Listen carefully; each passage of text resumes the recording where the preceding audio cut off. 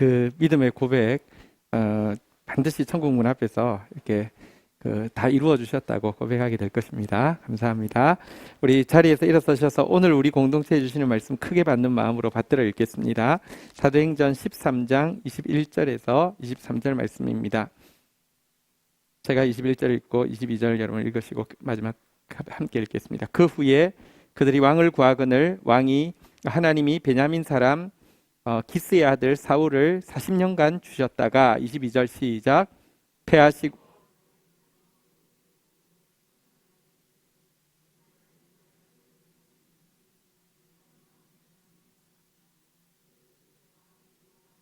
23절 같이 읽겠습니다. 하나님이 약속하신 대로 이 사람의 후손에서 이스라엘을 위하여 구주를 세우셨으니 곧 예수라. 아멘. 자리에 앉으시겠습니다.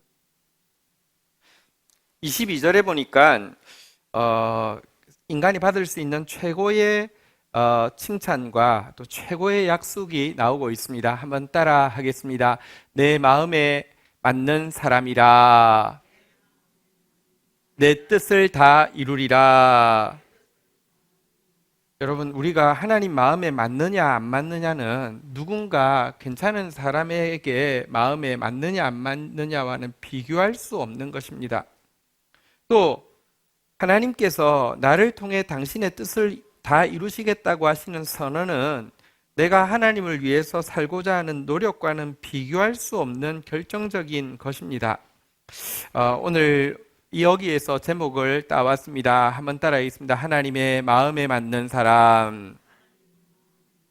꼭 저와 여러분들이 하나님의 마음에 맞는 사람 되어서 그분의 뜻을 다 이루어 드리는 통로가 되기를 소원하는 마음으로 말씀 앞에 나가도록 하겠습니다.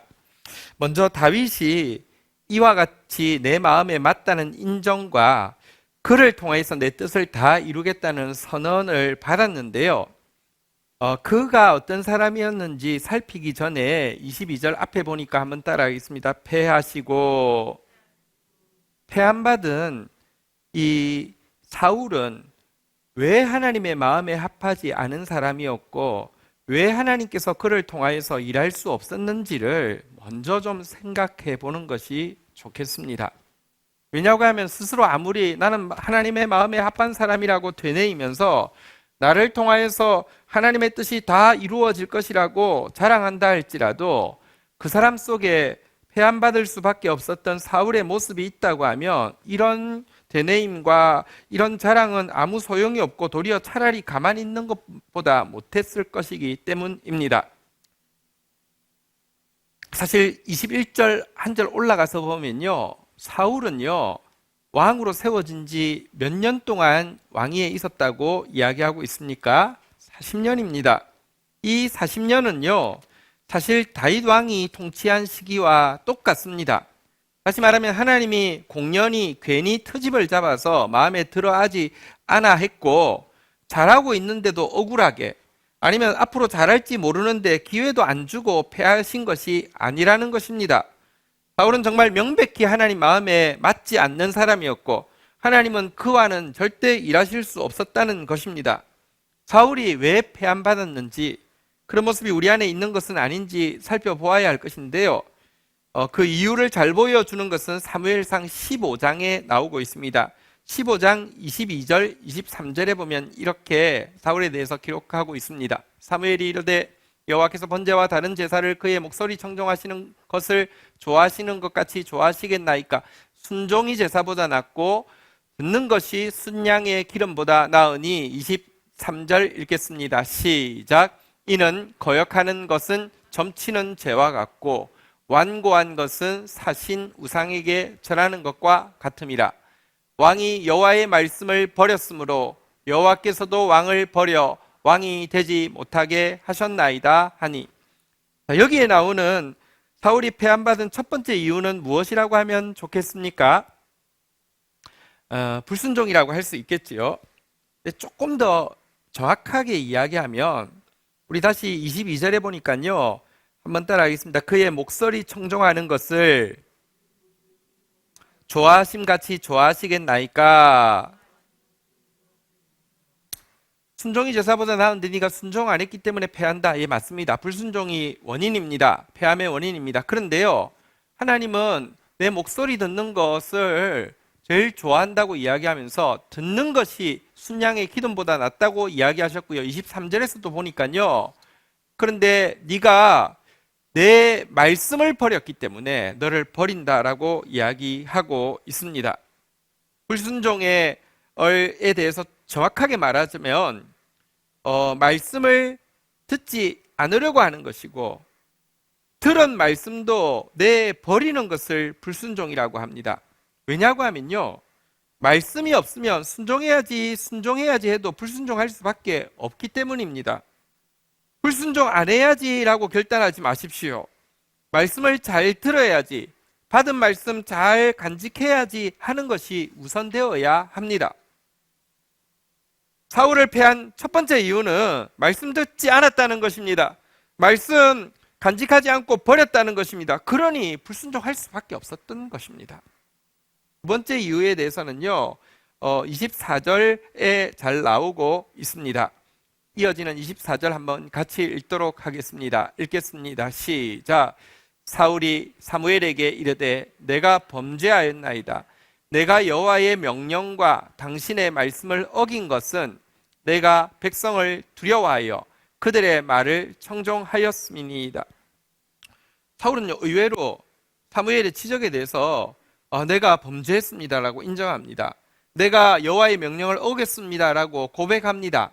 그러면서 덧붙이기를 이유가 있는데 한번 따라하겠습니다. 내가 백성을 두려워하여, 백성이 더 두려워서 그들 말 들었습니다 라고 이야기합니다.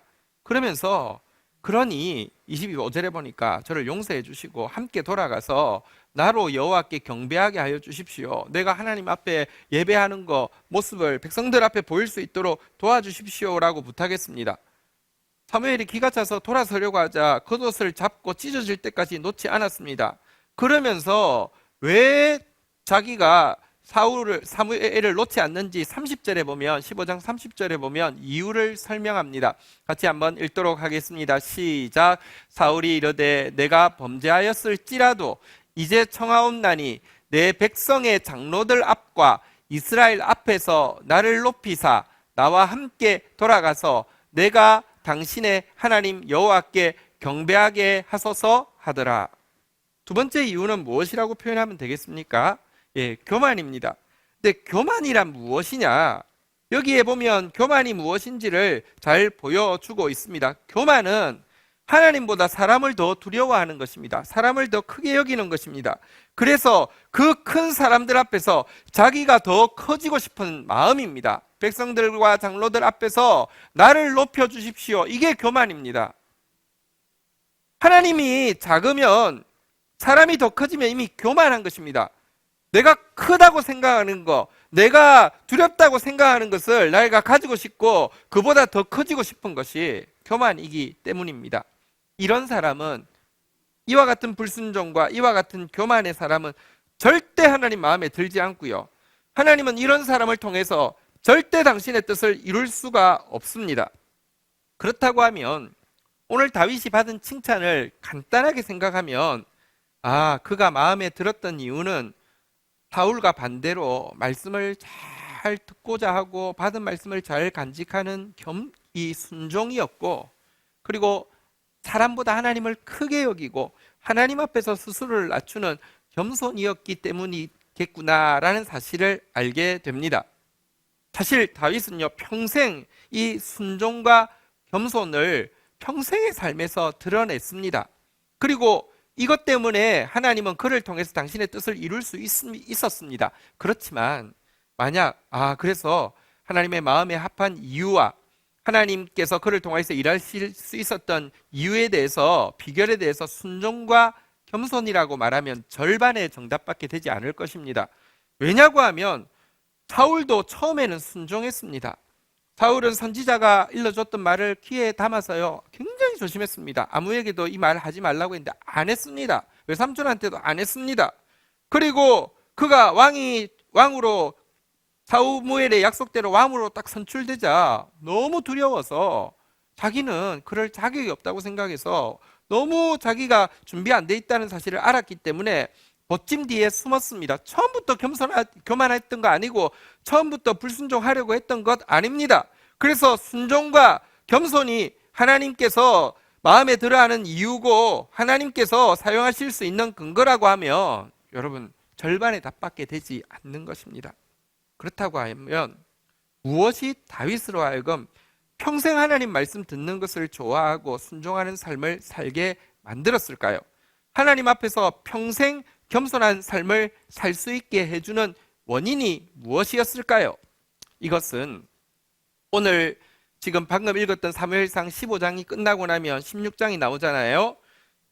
사울을 패하겠다고 하고 나서는 적임자를 찾아서 왕으로 기름 부으려고 하는데 그 장면에 보면 해답이 나옵니다. 자, 먼저 배경이 되는 사무엘상 16장 11절 먼저 읽고 12절 읽도록 하겠습니다. 사무엘상 16장 11절입니다. 또 사무엘이 이새에게 이르되 내 아들들이 다 여기 있느냐? 이새가 이르되 아직 막내가 남아 있는데 그는 양을 지키나이다. 사무엘이 이새에게 이르되 사람을 보내어 그를 데려오라. 그가 여기 오기까지는 우리가 식사 자리에 앉지 아니하겠노라. 자, 여기에 보면 사무엘이 사울을 처음 대면해서 면접하게 되는 이제 배경이 나와 있습니다. 그런데 11절만으로도 솔직히는 인사 담당자가 굳이 대면 면접을 하지 않고 서류 전형에서 탈락시킬 충분한 이유가 있음을 알게 됩니다. 지금 만나려고 하는 이유는 왕으로 리더로 세우려고 합니다. 그런 사람이 아버지에게조차 존재감이 없고 집에서조차 투명인간 취급받는 사람이라고 하면 만나볼 필요가 없습니다. 요즘은 사람을 채용할 때에도 다면 평가를 많이 하고요. 인사고과에서는 다면 평가가 굉장히 중요하죠. 그래서 채용할 때도 SNS를 추적해 들어가서요. 팔로워가 몇 명이고 좋아요 몇 명 누르는지 본다고 하지 않습니까? 그런데 사람들 붙잡고 물어봅니다. 다윗이 어떤 사람입니까? 좀 이야기해 주십시오 하면 얘가 누구더라? 이렇게 나올 수밖에 없다는 것입니다. 집에서도 존재감이 없는데 집에서도 투명 인간인데 동네 사람들이 어떻게 알겠습니까? 객관적으로 큰 결격 요소가 아닐 수 없습니다. 게다가 조금 더 이 아버지의 이야기를 생각해 보면 부모 편에서는 다윗이 못나서 존재감이 없다라고 이야기할 수 있겠죠. 그래서 그냥 천덕꾸러기 취급했다라고 이야기할 수 있지만 다윗 편에서는 명백히 나는 너무 사랑받지 못한 사람이고 나는 너무 인정받지 못한 사람이고 그런데 그날까지도 일하라고 시켰다는 것은 나는 너무 학대받는 사람이라고 생각할 수 있는 상처가 많음을 우리는 쉽게 추론할 수 있습니다. 이런 마음의 상처는 큰 장애입니다. 무슨 사고를 칠지 모릅니다. 이런 사람 웬만하면 뽑으면 안 됩니다. 그렇지 않습니까? 또 생각해보면 아버지와의 친밀함의 경험이 그에게 있겠습니까? 아버지가 기억도 못할 정도면요. 그런 아버지와의 친밀함의 경험을 거의 가지지 못했습니다. 이거 굉장한 약점입니다. 실제로 다윗은 이것 때문에 평생 아킬레스건을 가지고 살았습니다. 자기가 아버지와 친밀한 관계를 맺어본 적이 없기 때문에 자녀들과 관계를 어떻게 맺어야 될지 몰라서 압살롬의 반역도 아도니아의 반역도 보면요. 사실은 암논의 이렇게 행위에도 보면 아버지가 아버지 역할을 제대로 할 수 없는 약점이 있었습니다.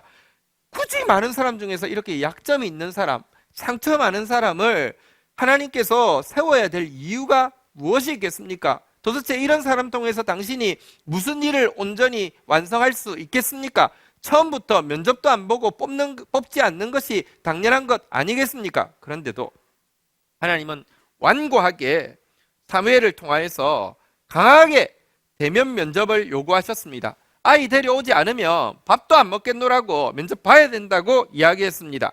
그래서 아이를 불러왔습니다. 자, 다윗을 본 사무엘의 첫 이미지가 12절에 나와 있습니다. 한번 같이 읽도록 하겠습니다. 읽겠습니다. 시작. 이에 사람을 보내어 그를 데려오매 그의 빛이 붉고 얼굴이 빼어나고 얼굴이 아름답더라. 여호와께서 이르시되 이가 그니 일어나 기름을 부으라 하는지라. 자, 첫 이상이 나오는데요. 한 두 가지로 이야기할 수 있습니다. 한번 따라하겠습니다. 얼굴빛이 아름답더라. 여기 얼굴빛이 붉다는 것은 막 울그락불그락하다 이런 뜻이 아니라 생기가 있고 아름다웠다라는 표현과 함께요. 또 한번 따라하겠습니다. 눈이 빼어나더라. 한 두 가지 정도 소감을 썼습니다. 그런데 이게요, 앞에 7명이나 되는 형제들을 보고 나서 여덟 번째 되는 다윗을 봤을 때 앞에 좋았던 감정을 다 반전시킬 만한 극찬은 전혀 아니었습니다. 사실 앞에 첫째부터 7째까지 지나갈 때 여러분 사무엘의 반응이 뭔지 아십니까? 그들의 키를 보고 그들의 용모를 보고는 여호와께서 기름 부으실 자가 과연 주님 앞에 있도다라고 감탄했습니다. 사실 사무엘은 이미 사울이라는 왕에게 기름 부은 적이 있습니다. 사울은 키가 굉장히 컸습니다. 그런데 그보다 더 낫지 않으면 별로 감동이 없을 텐데요. 다윗의 형들을 보니까 그 키와 용모를 보고는 여호와께서 과연 기름 부을 만한 사람이 여기 숨어 있었네라고 했습니다. 이건 진짜 극찬입니다. 거기에 비해서요, 여기 눈이 좀 빼어나네. 그러니까 눈은 좀 살아있네. 얼굴빛이 아름답네. 얼굴이 잘생겼다는 말은 아닙니다. 이 극찬은 아닙니다. 여러분, 우리 영신이가 어릴 때, 영신이만 보면 우리 영신은 막내 아들입니다. 예, 딸 아니고요. 영신이만 보면 사람들이 귀엽다고 했습니다. 그러면 영신이가 이렇게 좋아했습니다. 그러나 어느 날 누가 귀엽다고 하니까 화를 냈습니다. 왜 그러냐고 했더니 귀엽다는 것은 안 잘생겼다는 뜻이잖아. 애가 이제 깨달은 겁니다. 사람이 왜 나보고는 자꾸 귀엽다고 할까? 남들한테는 잘생겼다고 하는데 깨달은 것입니다. 이게 전혀 그렇게 극찬 아닙니다. 근데요, 여기에 나왔던 이 두 가지 표현, 눈이 빼어나다는 평가와 얼굴빛이 아름답다는 평가 속에는 어떻게 다윗이 그렇게 평생을 순종과 겸손의 사람으로 살아낼 수 있었는지에 대한 비결이 충분히 들어 있습니다. 한번 조금 살펴보도록 하겠습니다. 첫 번째 한번 따라하겠습니다. 빼어난 눈. 성경 구절 한번 따라하겠습니다. 내게 부족함이 없으리로다. 첫 번째 비결, 빼어난 눈입니다. 내게 부족함이 없으리로다라는 고백입니다. 여러분, 눈이 빼어나다는 것을 신약에서 예수님은 눈이 성하다, 눈이 좋다라고 바꾸어서 표현하시기도 했습니다. 히브리 사람들에게 눈이 빼어나다는 것은요, 눈 색깔이 막 이렇게 무슨 에메랄드 빛이 있다 이런 차원이 아니라, 눈이 성하다는 것은 딱 하나만 바라보는 눈을 이야기합니다. 초점이 단 한 곳에 맺혀 있는 눈을 눈이 빼어나다, 눈이 성하다라고 이야기합니다. 다윗을 딱 보니까 느낄 수 있었습니다. 다윗의 눈은 딱 한 대상을 향해서, 딱 한 초점을 향해서만 맺혀 있었습니다. 그 대상은 누구십니까? 여호와 하나님이십니다. 한번 따라하겠습니다. 여호와는 나의 목자시니 내게 부족함이 없으리로다. 여러분, 그거는 결점투성입니다. 부족한 것 투성입니다. 앞에서 이야기했죠.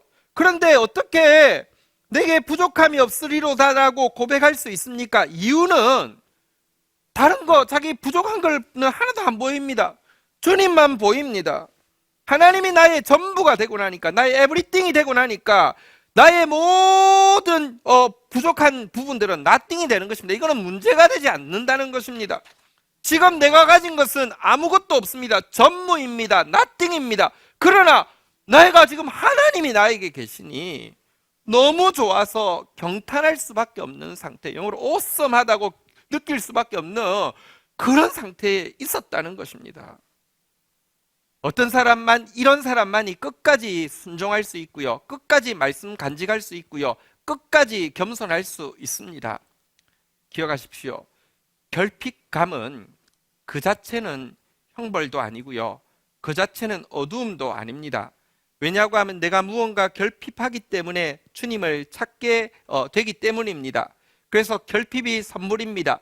다윗이 만약에 부모에게 인정받지 못하고 들판에 나가 있지 않았다고 하면 여호와는 나의 목자시니 내게 부족함이 없으리로다 라는 고백이 어떻게 나왔겠습니까?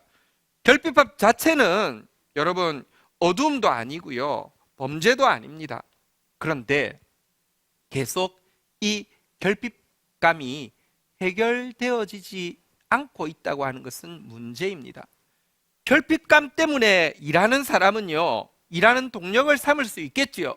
그렇지만 그렇게 이룬 일을 망가뜨리는 주범도 바로 그 결핍감이라는 것을 잊어서는 안 됩니다.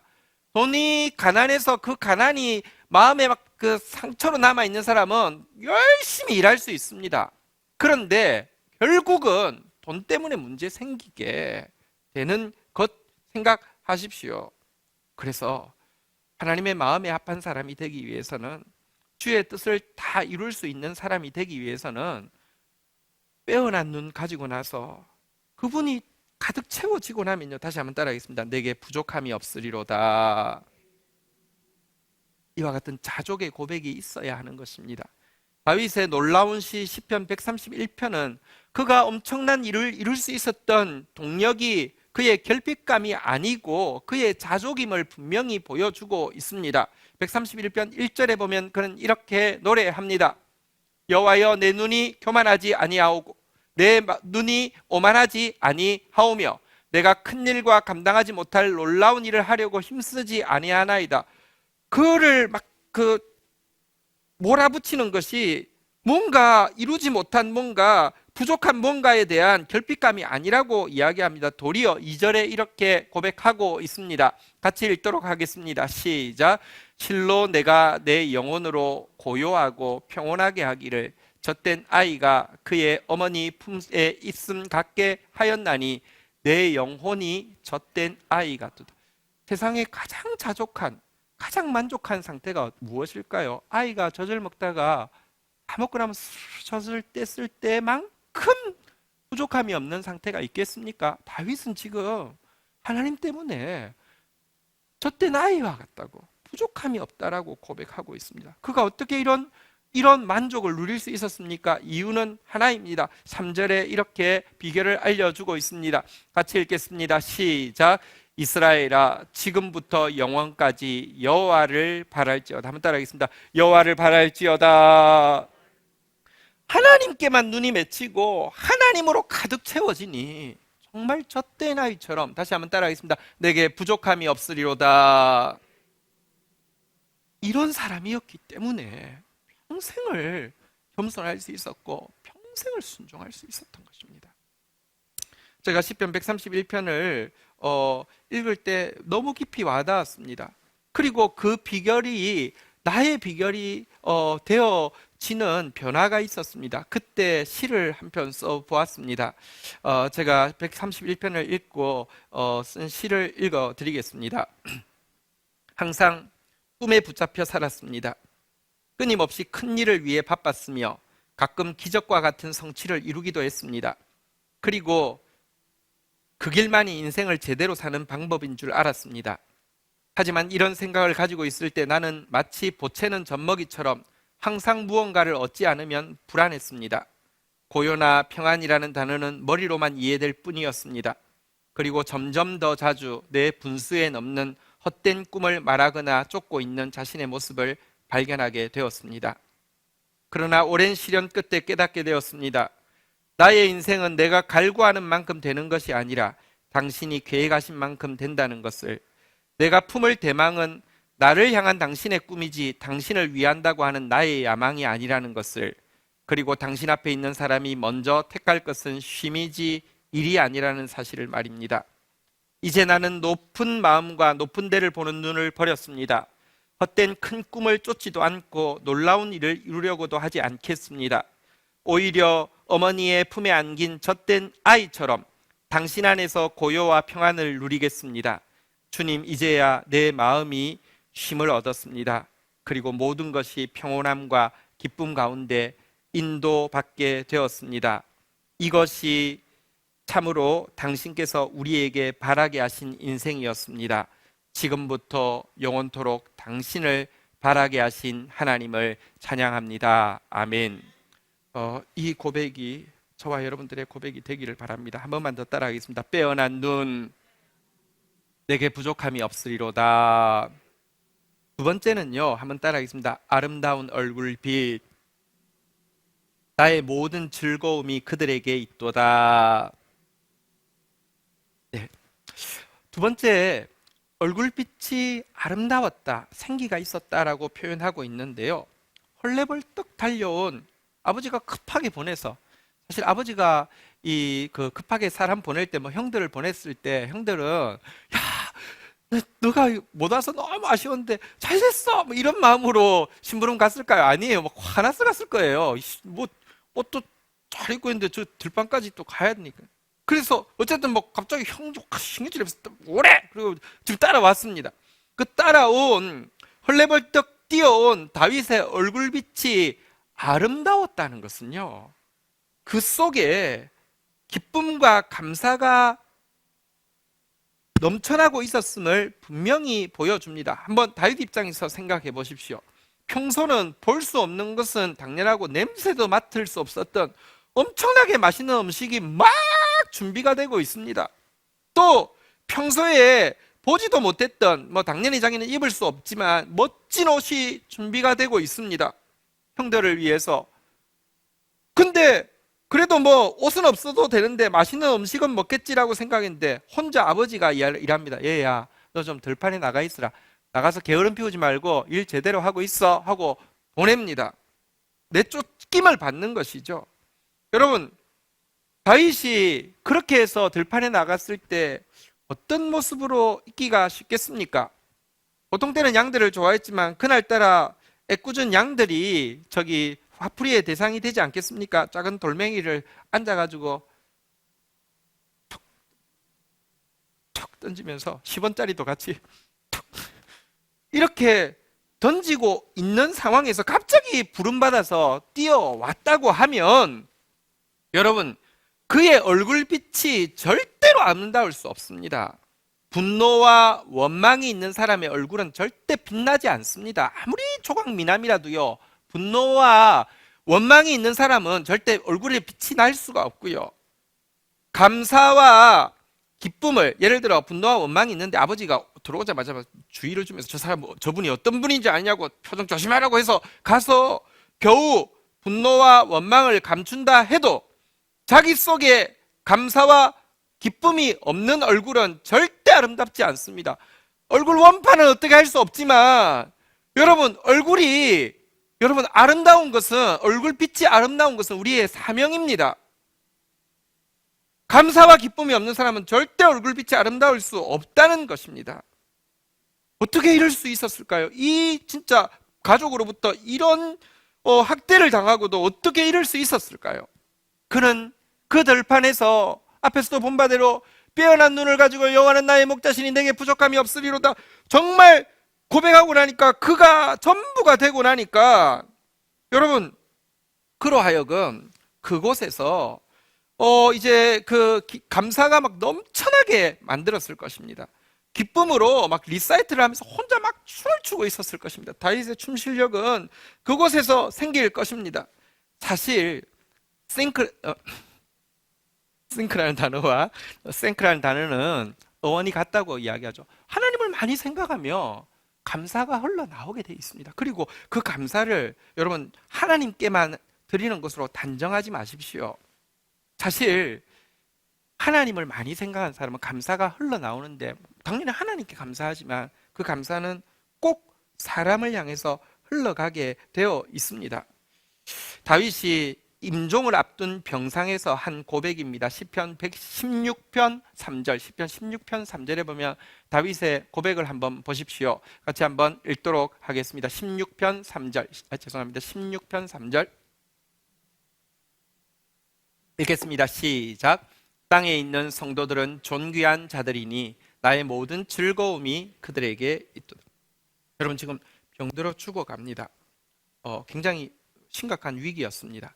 왕이 병들어 죽어가면 어떻게 생각하십니까? 많은 사람들이 올까요? 정성집 개가 죽으면 많이 오지만 정성이 죽으면 아무도 안 온다는 말이 있는데, 왕이 지금 죽어가면요, 다윗에게 또 반대파가 많았잖아요. 잔뜩 부산하게 움직여도 경건한 소수의 사람들이 그의 주위에 모여 있었습니다. 이때 다윗이요, 오지 않은 자, 뭐 이렇게 무슨 권세 내가 그렇게 아껴주고 키워준 사람이 오지 않은 사람에 대해서 분노를 발하거나 아니면 죽어가고 있는 자기를 향한 연민을 표현하는 대신에 무엇이라고요? 그를 둘러선 소수의 경건한 무리를 바라보면서 땅에 있는 성도는 존귀한 자들이니 나의 모든 즐거움이 너희에게 있도다라고 고백을 하고 있는 것입니다. 여러분, 그때 분명히 다윗의 몸은 쇠하여서 이렇게 쇠약해 있었지만 그의 얼굴빛은 그때도 굉장히 아름다웠을 것입니다. 성도는 공동체에 들어올 때 꼭 기억해야 됩니다. 받기 위함이 아니라 받은 선물이 너무 많기 때문에 공동체로 모이는 것입니다. 요구하는 자로서 공동체에 있는 것이 아니라 감사하는 자로서 공동체에 참여해야 합니다. 우리가 공동체에 속한 것은 누군가를 고발하는 자가 되기 위해서가 아니라 누군가에게서 감사의 제목을 발견한 사람이 되게 하기 위해서 공동체에 넣으셨다는 사실을 절대로 잊어서는 안 됩니다. 그런데 이 두 가지 비결, 빼어난 눈, 아름다운 얼굴빛, 내게 부족함이 없으리로다, 나의 모든 즐거움이 그들에게 있도다, 이것은요 사실 신약 시대에 바울이 하나님의 뜻을 다 이룰 수 있도록 만드는 비결이기도 했습니다. 바울은 정말 그를 부른 하나님의 뜻을 다 이루어 드렸습니다. 나의 달려갈 길을 다 마쳤다고, 선한 싸움을 다 싸웠다고, 믿음을 지켰다고, 나를 위해서 의의 면류관이 예비되어 있다고 고백했으니 정말 그를 부르신 하나님의 뜻을 다 이루었습니다. 어떻게 그렇게 이룰 수 있었을까요? 한번 다시 따라하겠습니다. 빼어난 눈, 내게 부족함이 없으리로다. 빌립보서 4장 11절부터 13절에 보면 바울은 이렇게 고백하고 있습니다. 내가 궁핍함으로 말하는 것이 아니라 어떠한 형편에든지 나는 자족하기를 배웠노니. 12절, 나는 비천에도 처할 줄 알고 풍부에도 처할 줄 알아. 모든 일 곧 배부름과 배고픔과 풍부와 궁핍에도 처할 줄 아는 일체의 비결을 배웠노라. 어떻게 그가 이렇게 내게 부족함이 없다는 고백을 할 수 있었을까요? 그 다음 절 같이 13절 같이 읽도록 하겠습니다. 읽겠습니다. 시작. 내게 능력 주시는 자 안에서 내가 모든 것을 할 수 있는, 그분이 나의 에브리띵이 되고 나니까 나는 자족의 비결을 배웠다고 이야기합니다. 이것 때문에 그는 하나님의 뜻을 다 이룰 수 있었던 것입니다. 또 바울은요 편지마다 고백하고 있는 내용이 있습니다. 빌립보서 1장 3절 4절에 보면 이렇게 그는 고백하고 있습니다.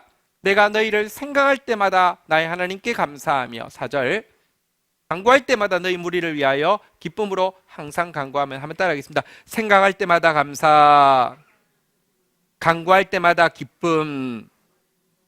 성도들을 놓고요, 생각할 때마다 감사, 간구할 때마다 기쁨, 이게 있었기 때문에 그는 하나님의 뜻을 다 이룰 수 있었고요, 그 과정에서 끝까지 겸손하고 끝까지 순종할 수 있었던 것입니다.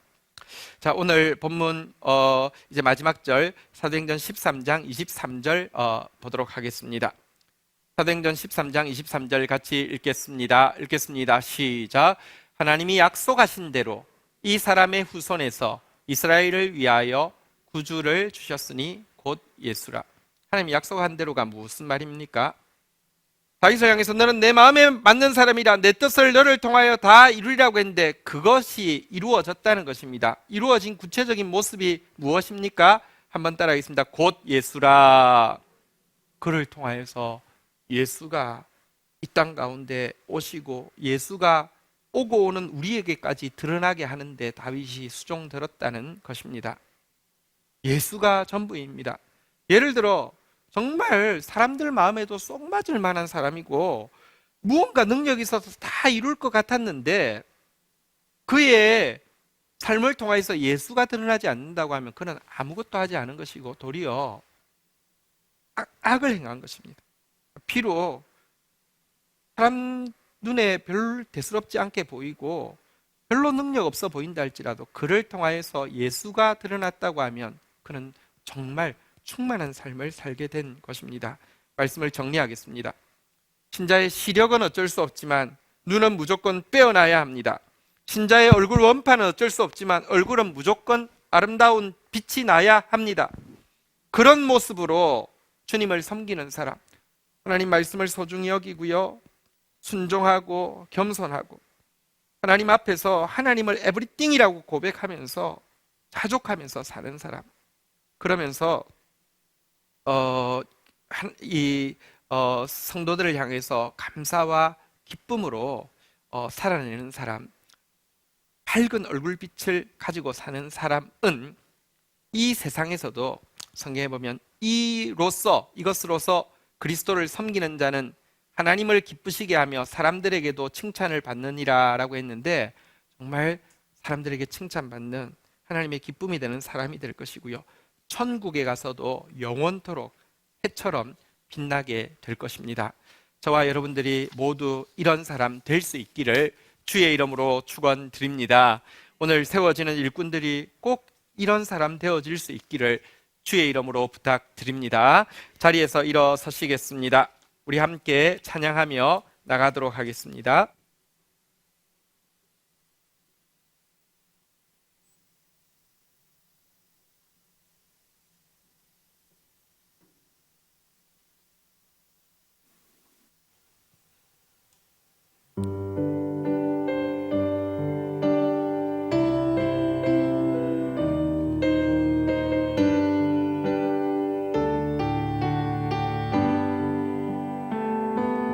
당신의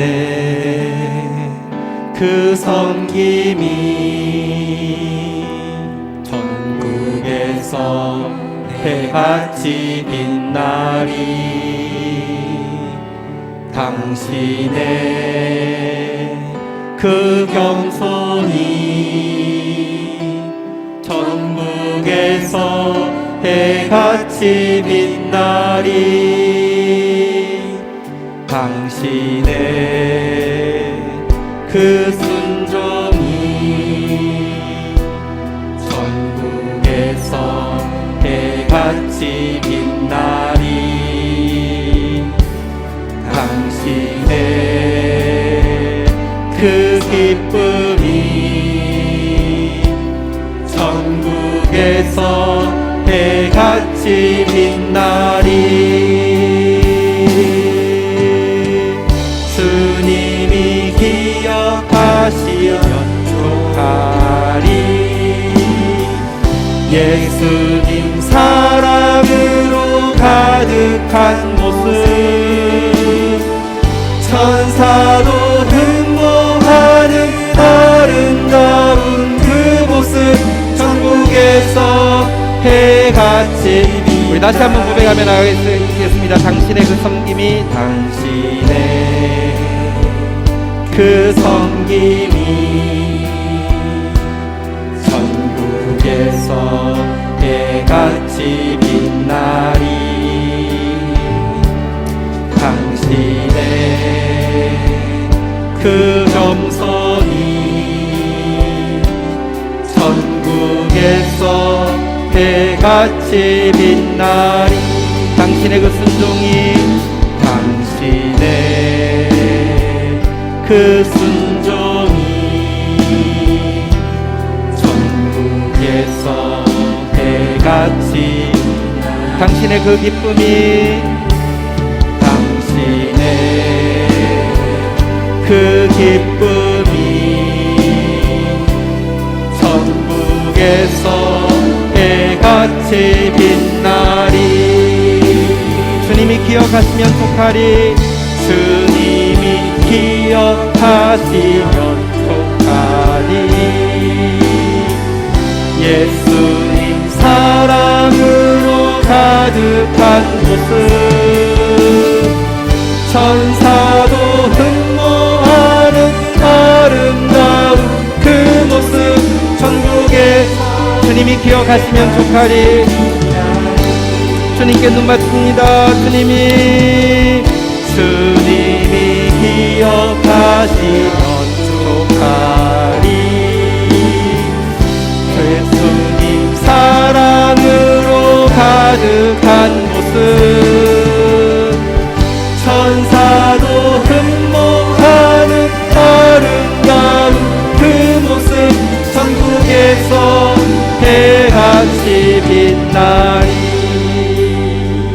자리에 앉으시겠습니다.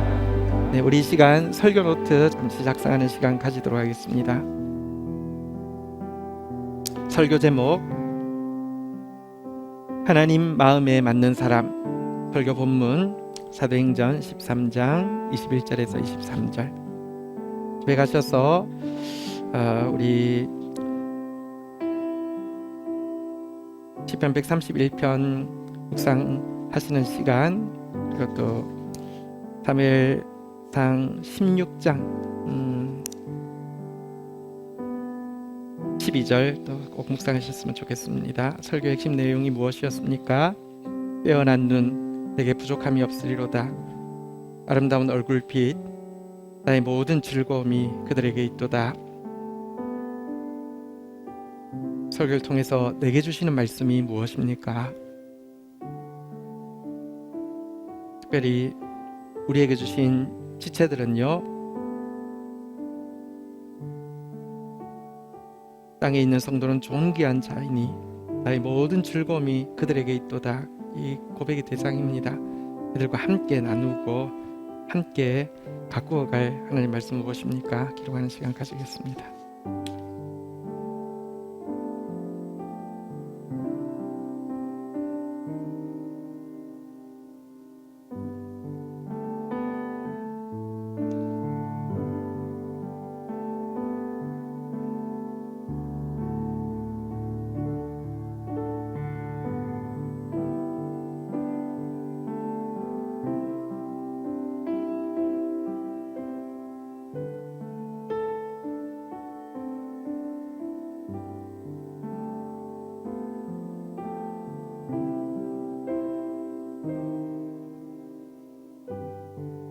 같이 한번 기도로 하나님 앞에 나가는 시간 가지도록 하겠습니다. 하나님, 내가 하나님 마음에 맞는 사람 되기를 원합니다. 나를 통하여서 당신의 뜻이 이루어지기를 원합니다. 다윗처럼 빼어난 눈의 사람, 아름다운 얼굴빛의 사람 되어질 수 있도록, 그래서 평생 겸손하게 순종하며 걸어갈 수 있도록 도와주십시오. 사람들에게 칭찬을 받고 하나님에게 기쁨이 되어지며 천국에서 해같이 빛나는 사람으로 섬길 수 있도록 주여 저를 붙들어 주옵소서. 우리 함께 주의 이름 고백하며 기도하는 시간 가지도록 하겠습니다. 주여, 주여, 주님, 오늘 우리 지체들 가운데, 오늘 우리 공동체 가운데 하나님 오늘도 말씀하여 주신 것을 인하여서 감사하고 찬양합니다. 하나님 아버지, 평생 하나님 말씀 받음으로, 말씀 들음으로 순종하는 사람 되어지게 하여 주시며, 하나님이 사람보다 커짐으로 하나님 앞에서 자신을 낮추는 겸손의 사람으로 살아드릴 수 있도록 인도하여 주옵소서. 빼어난 눈 가진 사람 되어지게 하여 주셔서 주님으로 가득 채워지게 하여 주셔서 내게 부족함이 없다 고백할 수 있게 하여 주시며, 아름다운 얼굴빛 가진 사람으로서 성도들을 향해서 즐거움으로 하나님 생각할 때마다 감사, 기도할 때마다 기쁨이 되어지는 그런 사람으로 살아드릴 수 있도록 주여 인도하여 주시기를 간절히 간구하고 소원합니다. 은혜를 더하여 주옵소서. 그리하여서 이 땅 가운데 예수를 보여주는 사람 되어질 수 있도록, 모든 것에 모든 것 대신은 예수를 나타내는 사람 되어질 수 있도록 주여 역사하여 주시기를 간절히 간구하고 소원합니다. 은혜를 더하여 주시옵소서. 은혜를 더하여 주옵소서. 우리 한 가지 더 기도하겠습니다. 오늘 교회에서 하나님의 마음의 합반 또 일꾼들을 세우는 시간입니다. 임직 후보자들에게 특별한 기름 부음을 주셔서 이런 분들 다 되어질 수 있게 해달라고 기도하시고요. 또 투표 결과를 통하여서 또 세워진 일꾼들에게 또 하나님께서 이 일 감당할 수 있는 은혜와 능력을 달라고, 또 우리 주님의 마음으로 이 일에 잘 수종될 수 있게 해달라고 우리 같이 한번 기도하는 시간 가지도록 하겠습니다. 기도하시겠습니다. 주여, 주여, 주여, 주여, 은혜 더하여 주옵소서. 은혜 더하여 주옵소서. 하나님, 이 절차와 과정을 통하여서 주님만 영광 받으시기를 원하옵고, 주님의 마음에 합한 사람들이 세워지기를 원하옵고, 또 세워진 종들에게 주의 기름 부으심이 넘치게 하여 주셔서 그러한 사람으로 살아드릴 수 있도록 은혜를 더하여 주시기를 간절히 간구하고 소원합니다. 주여, 하나님 뜻이 있어서 또 이때에 주의 일꾼들을 세우시오니, 또 정직한 자들에게 기름 부심이 넘치게 하여 주셔서 넉넉히 감당할 수 있도록 주님께서 은혜를 더하여 주시기를 간절히 간구하고 소원합니다. 은혜를 더하여 주시옵소서. 주님 은혜 더하여 주옵소서. 마음 모아 중보하며 나가겠습니다. 나라와 민족을 위하여, 교회와 열방을 위하여, 구원받을 영혼, 믿지 않는 가족 구원을 위하여, 질병으로 고통하고 있는 성도님들이 있습니다. 김채남, 김선희, 김유승, 장은총, 임상민, 우리 기도 제목지에 있는데요. 우리 이분들 위하여서 마음 모으겠습니다. 주여, 미래 교회 주역인 다음 세대를 위하여 주님, 하나님 감사합니다. 지금도 내 마음에 맞는 사람 어디 있나 찾아보시며 지금도 그를 통하여 내 뜻을 다 이루리라고 선언하고 계시는 주님, 당신의 완전한 기준에 우리 같은 죄인이 어떻게 마음에 맞을 수 있으며 어떻게 주의 뜻을 이룰 수 있겠습니까? 그러나 우리를 자녀 삼으시고 꼭 우리를 통하여서 그 일 하고 싶어서 사랑의 눈으로 우리를 찾아오고 계시는 하나님, 그분 앞에서 정말 다윗처럼 빼어난 눈 가진 사람 되어져서 내게 부족함이 없도다라고 고백하는 사람 되어지게 도와주시옵소서. 아름다운 얼굴빛 가진 사람 되어서 땅에 있는 성도는 존귀한 자들이니 나의 모든 즐거움이 그들에게 있도다 고백하는 하나님의 기쁨의 통로가 되게 하여 주시옵소서. 이 악하고 모든 것이 왜곡된 시대 가운데 예수님을 보여주는 사람으로 살아들 수 있도록 주여 인도하여 주시옵소서. 천국에서도 해같이 빛날 얼굴, 하나님의 기쁨이 되어지며 사람들에게 칭찬받는 일꾼들 되어질 수 있도록 축사하여 주옵소서. 예수 그리스도의 이름으로 기도 올립니다. 아멘. 광고 말씀 드리겠습니다. 우리 지금 12통 물붓기가 은혜 중에 진행되고 있습니다. 새벽마다 온라인, 지난주 온라인이지만 거의 한 90명 이상 이렇게 오셔서 계속 함께 하고 계십니다. 이번 주간은 오프라인으로 드립니다. 우리 저쪽에 보면 항아리가 6개가 있습니다. 저게 물도온 항아리 하인들이 아구까지 채우던 6개를 형상화한 것인데요. 사실 코로나 때문에 여러 가지 어려움들이 있긴 있지만 또 정부에서 조치도 그 이전보다 지난 토요일 기준으로 조금 더 완화되어서 좌석에 50% 채울 수 있고, 또 무슨 우리가 취식은 안 하지만 지난주까지는 취식 금지였는데 지금은 취식 안 하기를 권고하는 정도로 좀 다운되었습니다. 취식 안 합니다. 자, 근데 어쨌든 여러분 최선을 다해서 또 오프라인에 여러분들 자유하는 마음으로 혹은 또 하나님 주시는 평안함 가운데에서 오실 수 있는 분들 오셔서 기도를 쏟을 수 있으면 좋겠습니다. 자, 그리고 더 중요한 광고, 예배 마치자마자 바로 장로, 안수집사, 권사 임직을 위한 공동의회를 진행합니다. 공동의회의 권리와 의무는 다음 세대 등록 교인으로서 세례를 받으신 분들은 모두에게 해당됩니다.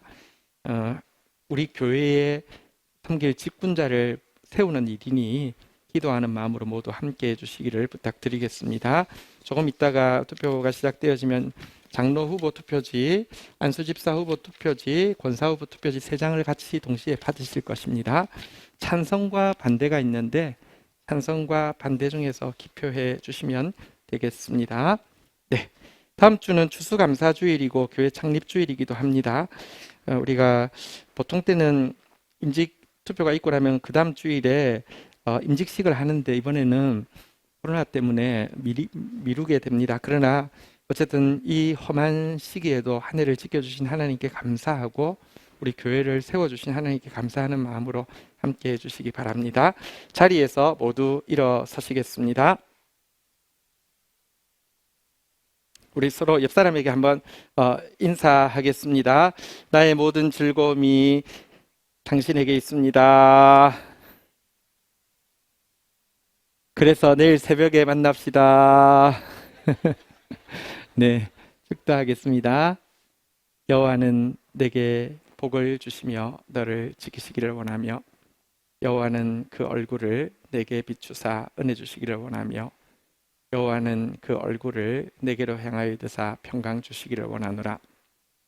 주 예수 그리스도의 은혜와 아버지 하나님의 사랑과 성령의 교통하심이 너희 무리와 함께 계실지어다. 아멘.